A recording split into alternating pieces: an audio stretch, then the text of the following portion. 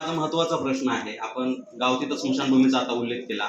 वारंवार ते आम्हाला स्मशानभूमीबद्दल विचारावं लागले, तीच मोठी खंत आहे. आता एका गावचा जर विचार केला तर विद्यमान आमदार आपल्या बाजूला बसलेले आहेत. अशा काही टेक्निकल बाजू आहेत जे कोर्टामध्ये येतात.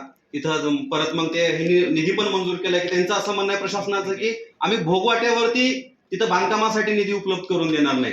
मग अशा गावांना तुम्ही खरेदी करण्यासाठी काय मदत वगैरे करणार आहात का? मग ते 10-10 वर्ष जर ते प्रकरण कोर्टात चालत असेल तर आता अशी एक 8 प्रस्ताव 8 गावांचे आलेले जिथं जमीन खरेदी करून द्यायची, त्याला आपण निधी आता डीपीडीसीतनच आपण अप्रोप्रिएशन मधनं त्याला निधी पण उपलब्ध केलाय. अजून पण काही प्रस्ताव येणार आहेत. त्यामुळं साधारण आपण जिथं जमीन नाहीये, पण स्मशानभूमी त्या गावाला नाही आणि त्याला जमीन पण नाही, तर त्याला ती जमीन खरेदी करण्यासाठी डीपीडीसीतनं आपण निधी उपलब्ध करून देतोय.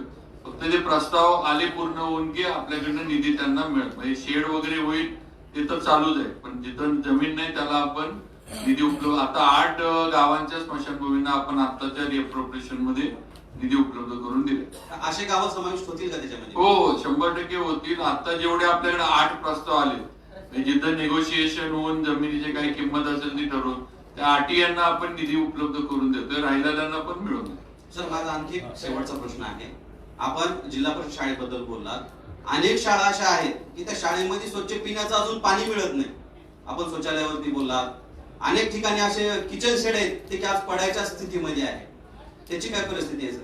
नाही, त्याला एकतर आता मुलींच्या शौचालयाला आपण प्राधान्य दिले. 30 शाळा अशा आहेत की जिथं शौचालय नाहीच आहे. तिथनं मुलींना जायचं असेल तर घरी जायला लागत असेल आणि म्हणजे काय त्यांची कंडिशन असेल हे तुम्ही मी इथं बसून विचारच करू शकत नाही. राहिला विषय 30 शाळांना तर आपण निधी उपलब्ध करून दिलाय शौचालय उभा करण्यासाठी. दुसरा एक सगळ्या आमदारांचं थोडं म्हणणं पडले की आपण शौचालय उभा करतो, पण त्याचं जे मेंटेनन्स झाला पाहिजे तो होत नाही, कारण तिथं माणसंच नाहीत, म्हणजे शिपाई वगैरे जे काही. तर मग आम्ही थोडं असंही केलं की आपल्याकडनं काही निधी जिल्हा परिषदला याच्यासाठी मेंटेनन्स साठी या शौचालयाचा मुलींचा असू दे मुलांचा असू दे ह्याला आपण उपलब्ध करून द्यायचा. आणि मग मी काय म्हणायचं, आउटसोर्सिंग करून ते काम देऊन, किंवा समजा ती ग्रामपंचायत असली, ग्रामपंचायतचे शिपाई वगैरे तिथं काम करतात, त्यांना तो तिथून असं जे काही दोन्ही पैकी चांगल्या पद्धतीने होईल तसं आपण त्यांना निधी थोडा आपल्या याच्यातनं अवेलेबल करू, म्हणजे मेंटेनन्स होईल.